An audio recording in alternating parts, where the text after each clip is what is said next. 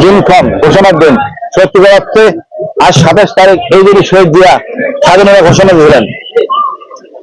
গত রাতে আমাদের মহান নেতা শেখ মুজিবুর রহমান পলায় গেছেন বাগুড়া।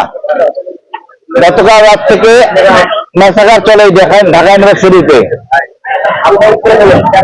এবং আজকে সন্ধ্যা পর্যন্ত কেউ ঘোষণা দেন নাই। এই শহীদ জিয়া পাকিস্তানের পক্ষে থাকার কথা ব্যক্তি, শপথযুক্ত, এই দেশের জন্য আমাদের জন্য বিদ্রোহ করে স্বাধীনতা ঘোষণা দেন।